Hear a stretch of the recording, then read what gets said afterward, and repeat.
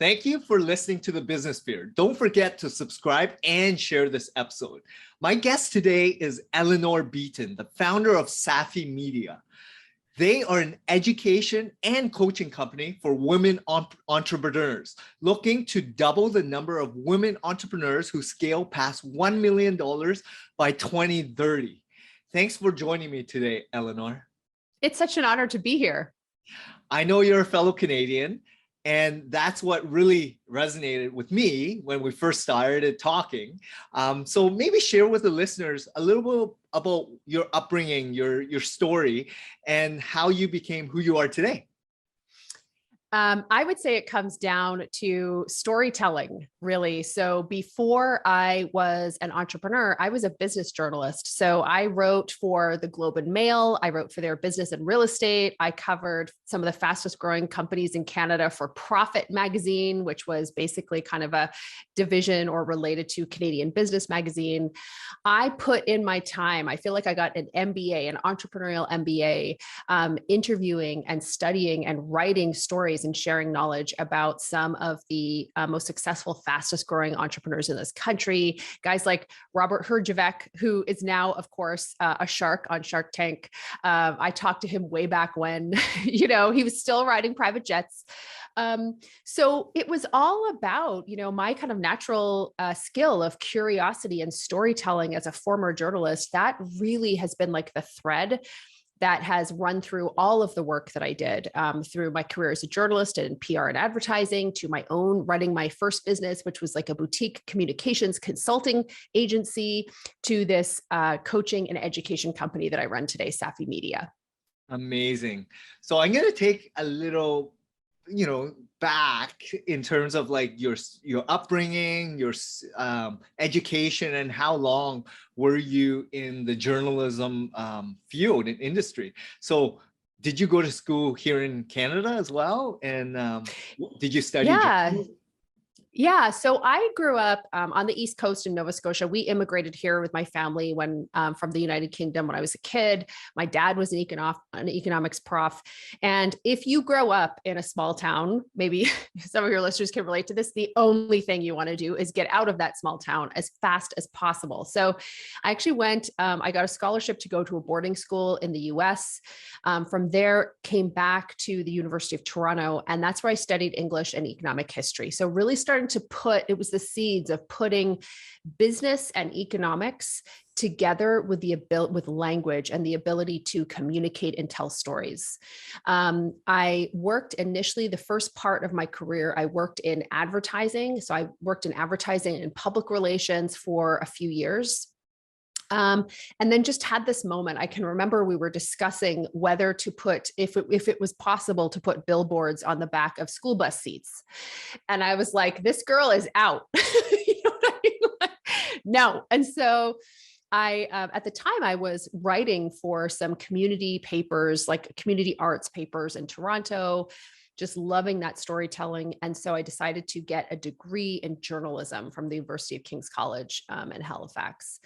And that was amazing. And it was after that I started working actively in journalism, in radio journalism, in print journalism, in news journalism. And that was all about, can you do your research enough? Can you get a grasp of a situation quickly to understand what are the key points here, and then create a compelling piece of valuable content for other people? So I was a journalist for like 4 years. In some of that, I was actively employed, and some of that I was a freelancer. So I was selling. I figured I could make more money and have more freedom if I sold stories to magazines and publications. So that's really kind of where I started. And then I decided to put journalism and public relations together and started a boutique communications consulting agency. And I mean, I had clients, incredible clients. My clients included people like Margaret Trudeau, like Annette Verschuren, who was the CEO of Home Depot Canada and Asia, Arlene Dickinson, who was, of course, on Dragon's Den on CBC. So I had these fantastic clients. I had government clients. I was doing crisis communications. All of that was great. Helping brilliant people and organizations convey complex information. And that's where I ran into the big problem, which was that it was my brain and my brain power that I was selling. And it was, in the beginning, it was fantastic, lucrative, interesting work, but it was really difficult to scale. And I was starting to get tired. So that's when I started looking for a different model and looking at how can I take these core skill sets that I have and put them into a different and more scalable business model, which ultimately had me arrive where I am today. That's amazing. And that's exactly what entrepreneurs need to really understand. You go one path thinking this is my dream, my passion. And then you put in your time, you get some great clients, you grow your business, but you're not sleeping much. You are working 80-hour weeks. You are stressed out of your mind because you no longer have a lifestyle. You're really focused in the business and you're thriving and it's great, but you're not enjoying it anymore, right? So Yeah. when did that come? Like what pivotal point was that? And were you trying to grow your agency at that time? Did you try to hire people? Like if you can kind of drill in on those moments and that period. Oh my gosh. So the moment when I knew things 100% had to change. So I can't remember what year it was. It might have been, maybe it was like 2014, probably around 2014. And I am traveling a lot. So I'm traveling to conferences to do networking. I'm traveling to, at this time, I'm starting to do really high-end, complex, consulting projects. I'm flying out to see clients. And I can remember I was in the Phoenix Sky Harbor Airport. And I have been traveling a lot, leaving my two boys at home. They were young at that time with my husband. So I'm traveling. I've been getting sicker and sicker. I'm really not feeling well. And what I don't realize is that I actually have pneumonia. So I'm sitting in the Phoenix Sky Harbor Airport feeling terrible. And then I get this email that comes in from one of my clients who we were working, there were a bunch of different stakeholders working on this big, expensive, complicated project. It was not going well. And I get an email stating as much. Anyone who's in client service, and I'm already feeling sick. And I'm sitting there, I'm in a cold sweat. I'm sitting across from this margarita bar. There's people in there that look like they're having a great time. Kind of the life force is draining out of me. I have so much stress. Anybody who has been in that client service business, if a big client isn't happy, it just feels terrifying. And I'm like, why am I doing this? I'm all alone. There's nobody who can help me. So I have a few sort of part-time contractors, but there's nobody that I can get support from on this issue. I felt alone. I felt drained, and I missed my family so terribly, and at that moment, I really thought, okay, I need to make some changes here. And the problem was exactly what I was saying. I was really good at that thing that I did, and I had built my business around this freaky talent that I had. I should say I built my business model around this freaky talent that I had. And what I hadn't thought to do is to go from that place of unconscious competence. I had unconscious competence at this skill set that I had, but I didn't backtrack to conscious competence, breaking down what I did and how I did it, putting in sort of training type programs, bringing people in, spending the time with them to hire them, charging enough to be able to do that and pay my family and me what we needed. So there was this level of thinking and preparation that I hadn't put in it because I was still in that hunter mode, which is like that sort of journey of entrepreneurship. You're in hunter mode where you're like, let's go out, kill something, drag something back to the cave for the family.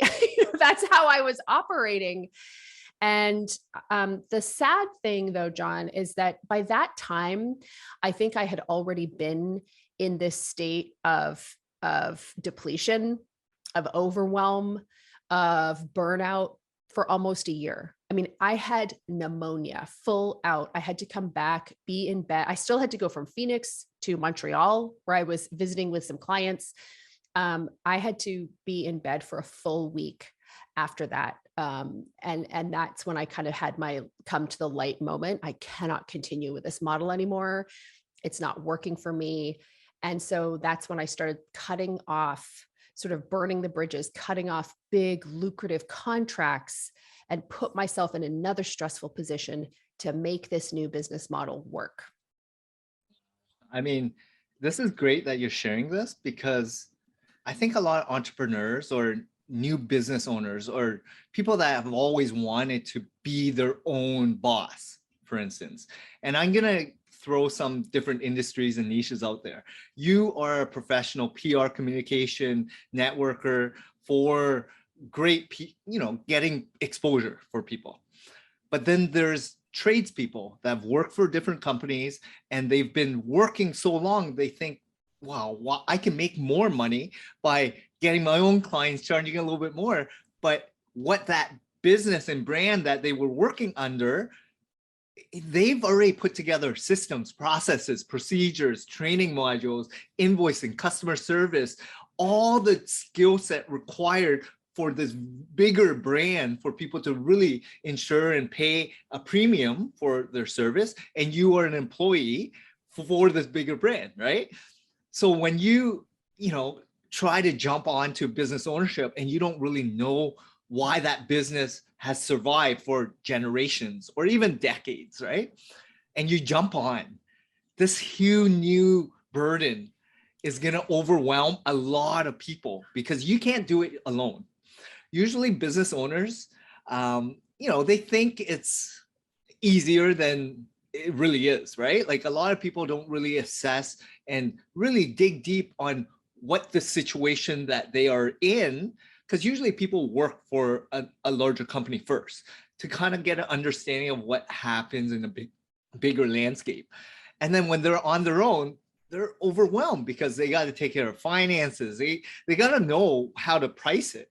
They got to know what the services are, right? And people are going to gouge you. People are just going to try to look for ways to save money, get the best ROI, and they're going to milk you for your time and expertise.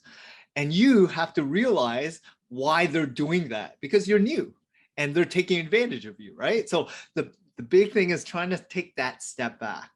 And it's great that you're sharing this, because I was the same way when I first started as well. But I quickly adopted and started hiring and created systems, SOPs, procedures after year one, because I knew I was not going to work 14, 15 hours a day. I wanted to only work 4 hours a day. And I had to get to that point, especially if I wanted to start a family. So I would love for you now to share, you had that epiphany moment, right? Where you had pneumonia, you now wanted to transition to have a lifestyle. So what happened? Like, you had clients, you had to probably cut some of them off because they overdrain you, you overworked, and you weren't getting paid. Like, you were stressed. They were probably causing a lot of harm, mental harm, right? Yeah. And these were great people, by the way, in general, they were great people. So I'll sort of take you through like the journey that I went through. So decision point number one was, what business did I want to be in? And at that point, I had two choices. I could go kind of an agency, so a communications consulting agency route, where we were delivering a service. So I was putting in the structures and so on to sell what I was already doing as a service to others. The other route that I had was, how could I productize the knowledge and the skill sets, package up the knowledge and skill sets that I had and deliver them in a different way. So I think that's kind of the first part, is really taking a look at the business model. What business model do you want to be in? At the time, what I realized astutely for me was that I didn't want to be managing other people delivering work. That was the choice that I made. I just didn't feel like that was something I was drawn to or attracted to. So the first decision I made was, okay, when I look at the skill sets that I have, which is basically taking complex data and turning it into clear, easy to understand concepts that influence behavior, I really saw that I could take that and package it into sort of coaching and consulting, or, coaching and knowledge delivery. So that's ultimately, I pivoted the business. And that was sort of step one. So that was the first thing that happened. And I went and got coaching certifications. I started taking on, reaching out into my network and taking on contracts where I was delivering training programs. That was really sort of thing number one. So I went from physically doing the work to teaching and coaching what I knew, right? So I was taking out a certain aspect of that, which was labor. So that was sort of step one. From there, I had to further productize because it was still kind of a service, delivering one-off training programs, delivering coaching, one-on-one coaching. So then I further productized, taking what I did and turning it into just 2 core programs. So I took all of that knowledge that I was customizing all the time, whittled it down. So this is where you're really starting to develop your sort of blueprints. It's product development. So taking the time to productize the knowledge and turn it into products that could serve multiple people at once. So that was like the second part of it. And then the third part was building the systems and hiring the team, and bit by bit firing myself, so that now it's the assets that I've created are the things that are indispensable. In my original business, I was the thing that was indispensable. And that's where the overwhelm came from. And honestly, it was for me, what I had to do was making that transition, especially that first transition from essentially shutting down my communications consulting business. So I really did 3 things. I took a look at the clients that I had, who was the most lucrative for amount worked, because I had massive contracts, right, which were fantastic, that paid a ton of money, but they were a lot of work. So I looked at where, because you have to have a business needs fuel to grow, and that fuel is cash, right? It is cash. And so I had to get cash, that allowed me to hire people, to do marketing, to hire agencies that do SEO, all that kind of thing.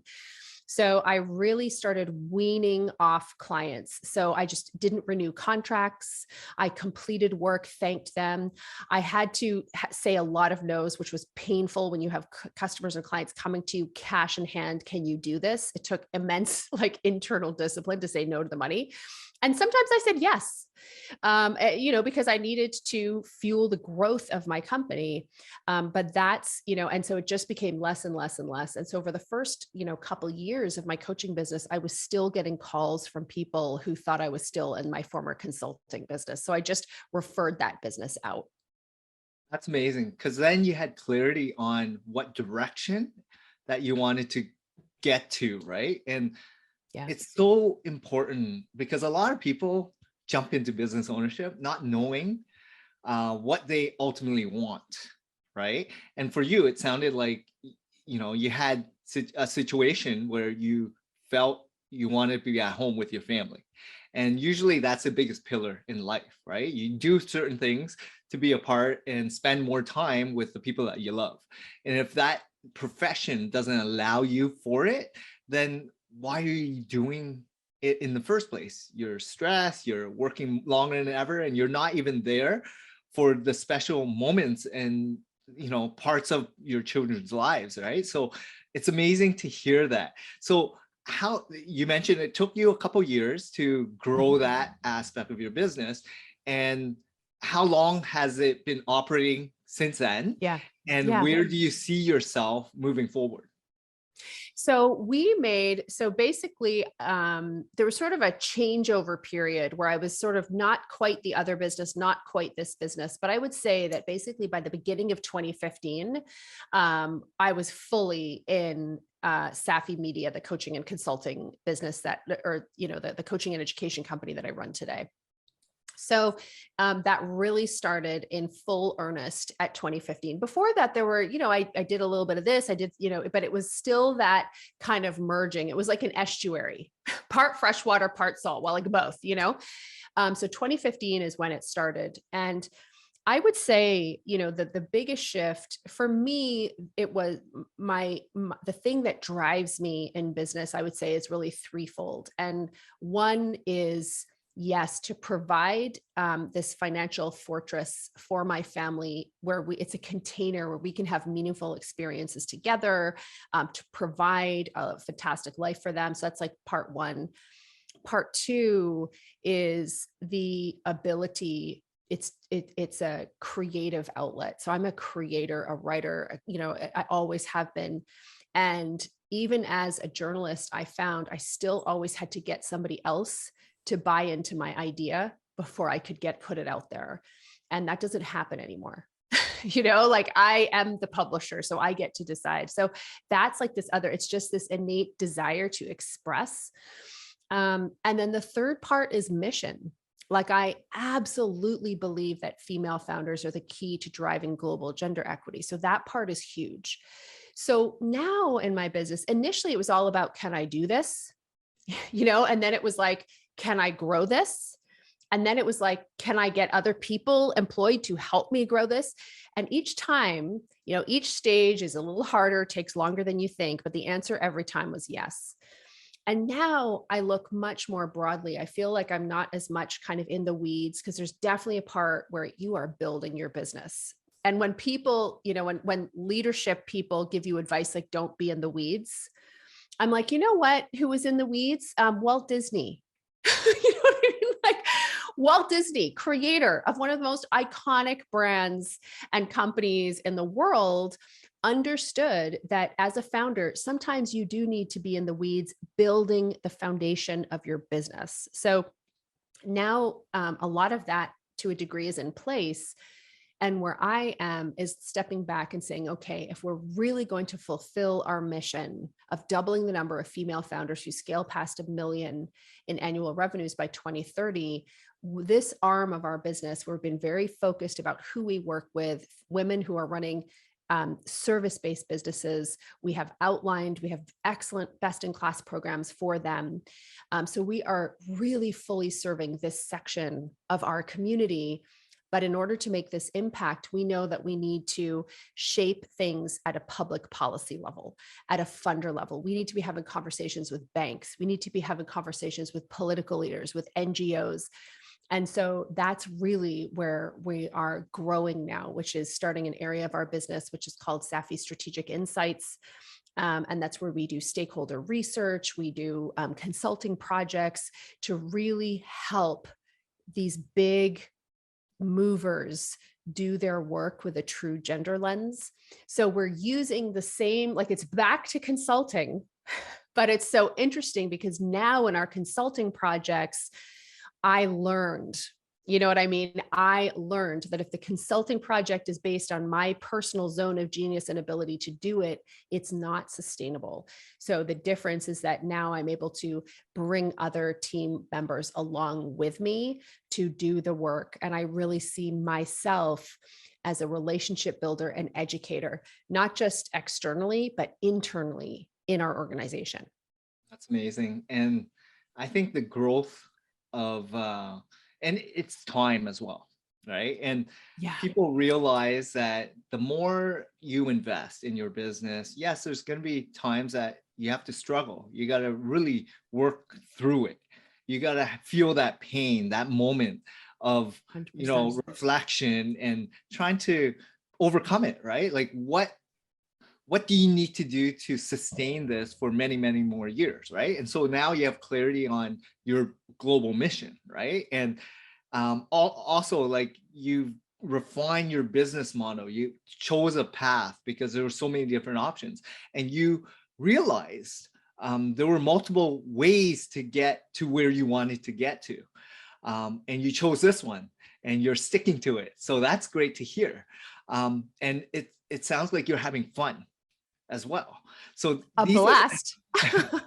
These are things that are so important because a lot of people are still struggling after 5, 10, 20 years of doing what they've been doing because they've really focused on the wrong pillars, the wrong things of growing and scaling their business, right? Like if you're looking at a larger scope, right? Building it so that you can walk away from your business as opposed to you being the business. This is consultants and professional service type industries, like you are the brand, or tradespeople, you are the brand.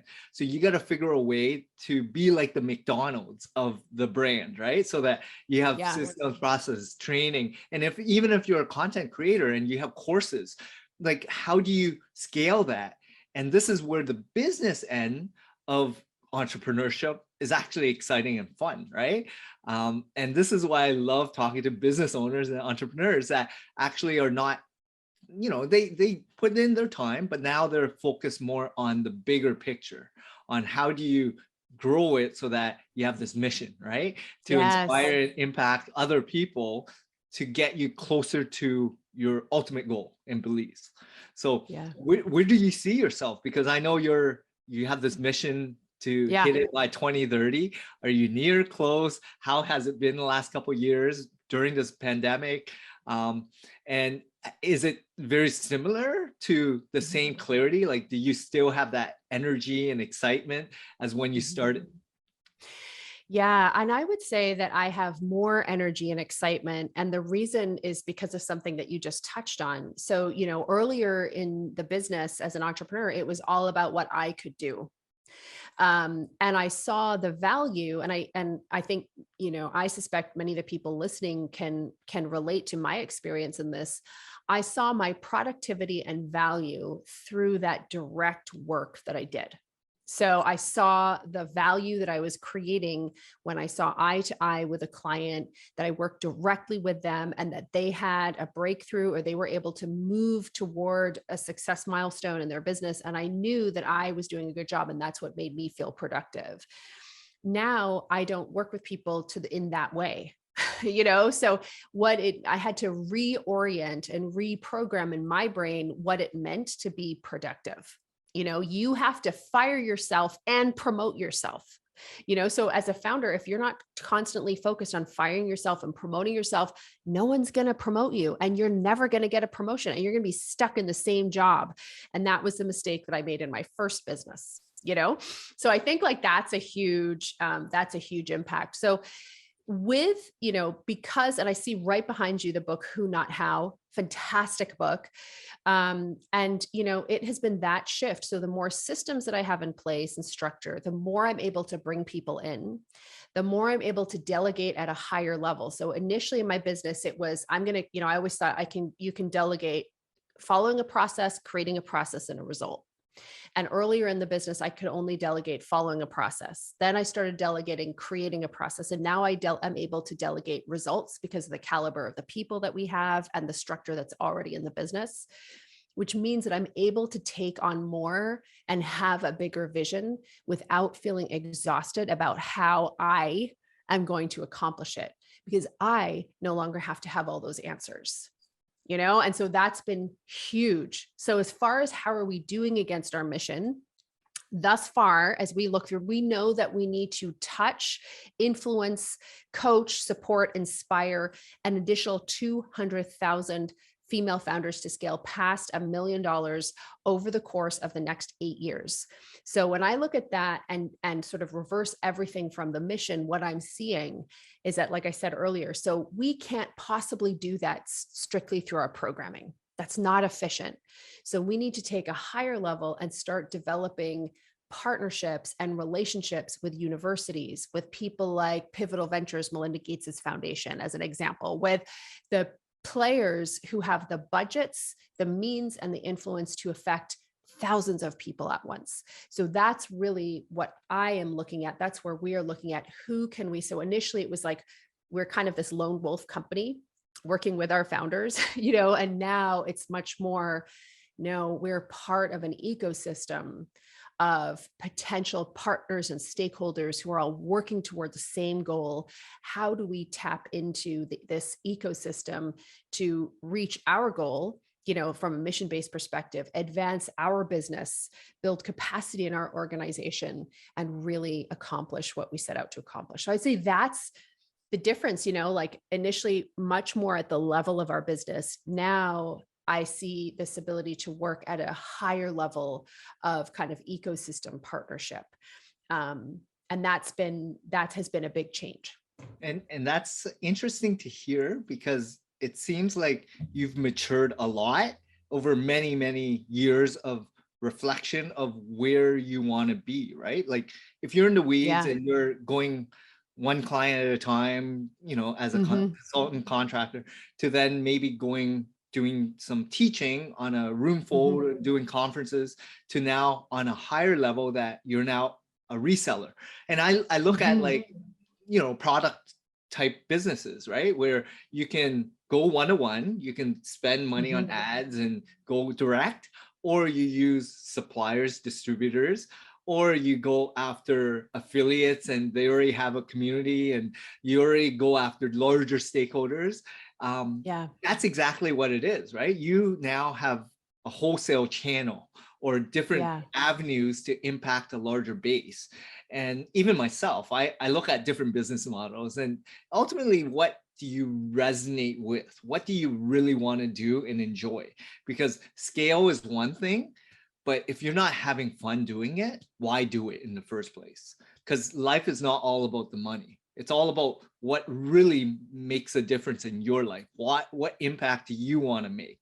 So it sounds like you already have this huge mission and goal. And I love that, because it means you're really clear on the intention of how to get there. And it seems like you've already built some great relationships and you've already gotten in the door. So I'm excited to hear how things are going to go for you, because you know, you have 8 years and it's like, wow, you have this huge mission. And I'm like, wow, that's very, you know, aggressive. But if you have the willpower and you're able to do it, I mean, gung ho. I mean, I respect people like that. Right. I love it. Well, you know, Jeff Bezos he just accomplished getting his SpaceX going, and we've got Elon Musk. We've got all of these people who are setting these big, hairy, audacious goals, you know, and I think it's inspiring. And I think the key thing is setting, for me, like to your point, what kind of business do you want to build? What is the right growth strategy or model that you're looking for? And from my perspective, again, it's this thread of the skill set, that zone of genius. And it's like, when you don't have to do it on your own, you know, when you can create relationships, not even just at a personal level, but at the level of the business, that's when these sorts of things become so much more powerful. You comment on the fact that it sounds like I've matured a lot. I have, and I had to, because my business, its potential and the needs of my mission required that I mature to be able to do it. That's the beauty. That's what makes, to me, business so much fun. And it sounds like the energy and the focus that you have now is on the bigger goals, right? Because if you're in the weeds and you're, you know, you don't have a team and you don't have clarity, like it's very difficult for you to really put in that effort and energy. So it seems like now you have a lot more to focus on your bigger mission, right? Yes. I love that. Yeah. Yeah. And, you know, for the entrepreneurs out there who are listening, maybe some of you are beyond this stage and you're like, and it's nice to remember back. Maybe some of you are at this stage that I'm talking about. And it's so cool to hear from another person who's there with you. And maybe some of you are not at this stage, you know, and this is really for you. If you build the right things, like if you just keep working on that infrastructure, you get to a point where your infrastructure starts to support you versus the other way around. And I think about all those years, the work, the figuring things out, the dealing with cash flow issues, the how am I going to do this, the fear, the am I doing the right thing? Should I have gone to med school? You know what I mean? Like all of this. You know, when you work on the right things, you come out the other side, and the challenges look different, but the energy, to your point, there's just so much more energy available on the other side of that. So keep going. And I love you touching that. So many points, right? Like there's struggle, there's decisions that you have to make. And there's moments that everyone feels like, what am I doing? Should I give up? Should I continue going? Should I just get a job? I have stability, right? Totally. I'd rather just. Or the fear when you're like, but I'm no longer hireable. Yes. I remember being like, one time my husband, you know, it was like it was the end of my first year of doing this, like of this business. And I was still trying to figure out, how do you sell group coaching? I could not for the life of me figure out how to do it. I was following all these people's the way they were doing it. It did not work for me. And I can remember he sends me a text, and I'd done another thing that just didn't work. And he texts me, he's like, this has to stop. And I was like, in that moment, I mean, I love the man dearly. It was the only time he questioned what I was doing. And in my heart, there was like this fire. It was like a lion roared inside me. And I was like, oh, there's no way. There's just no way. But the other part of that was later on, I was thinking, who would hire me anyway? Like, I feel like I'm unemployable. I feel like I couldn't find a job that I would actually like. That was a dark moment. It's true, because entrepreneurs, I haven't updated my CV in, I don't know, 10 years or so, right? And Yeah. it's hard because you don't even know what employers expect anymore. But it's all about having fun, though. This whole entire journey in life, right? Everyone takes it very seriously, but you have to really go through these struggles to really get to different stages. And time solves a lot of things. And the longer you're at it, the more mature you're going to be, the more wise you're going to be, the more decisive you're going to be, and you're going to use more of your gut, right? Like I now feel like gut solves all my problems, right? Like there's going to be a lot of issues on a daily basis, right? There's going to be problems, staffing issues, client issues. There's going to be home problems, friends problems, everything's going to happen, but you just got to deal with it. And life continues going on, right? So you just have to enjoy the process, take it, not as seriously as, like early days. It was like, I would beckon to every client call, right? I would be like, okay, I'm going to drive over there. But now everyone can wait, because what's more important? My family, right? Like they have to realize what's really important. And then it's all about perspective, right? And they understand as well, but you think that they don't, and therefore you need to continue. So it takes time, right? And as you mature in your business, you'll realize where you want to be, what do you want to do, and is it the right thing for you to do at this moment or not? So no, this is great, Eleanor. You hit on so many good points. I'm gonna definitely be following you. I'm inspired from this discussion. I'm gonna check you out. So what are some of the sites that you now own? What are some of the projects? How could people check you out, follow you, if you don't mind sharing that? Yeah, absolutely. So if you're listening to this, it's probably because you're a podcast listener. So you might enjoy my show, which is called Power Presence Position, Practical Insight for Female Founders. So you can check out that show, Power Presence Position, on all great podcast channels and networks, of course. My site is eleanorbeaton.com. You can go there or connect with me on LinkedIn, Eleanor Beaton. This was a fun conversation. It's so much fun to kind of geek out and talk about business and the journey. What a great interview. Well, this is why I do what I do. I try to find interesting people that I actually want to talk to and have fun. Yeah. Life is all about, these moments, and it's the relationships and experiences. So I really want to thank you for the time that you committed to be on the show today, Eleanor.